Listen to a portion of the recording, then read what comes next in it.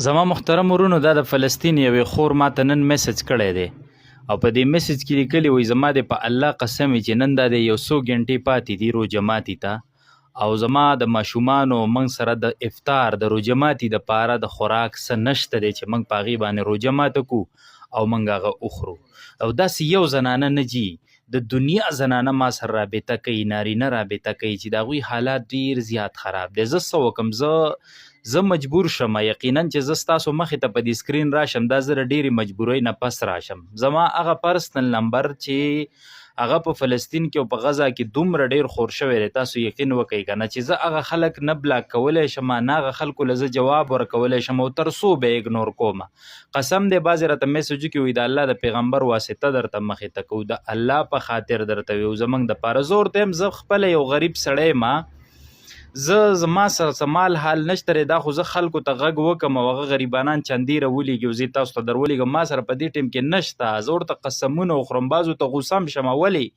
چې زه ډیټا آن کړم، زه خلکو له د مسایلو جوابونه ورکوم، هغوی یو رنګ دی یو رنګ دی یو میسج دی میسج پسې میسج دی او رنګ پسې رنګ دی، بالکل مې کال ته نه پرېږدي، خبرې ته مې نه پرېږدي.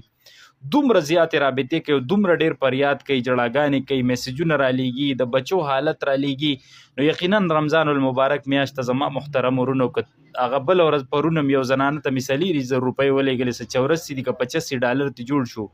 او ماشومانو له یې پسې لږ لږ خوراکونه اخیستي او د هغې تصویران یې راولېږلې او دومره دعاګانې دي چندۍ والا ته کولې چې تا ته څوک چنده رالیږي، چې هغوی ته ویل په روژه ماتي کې به زما بچي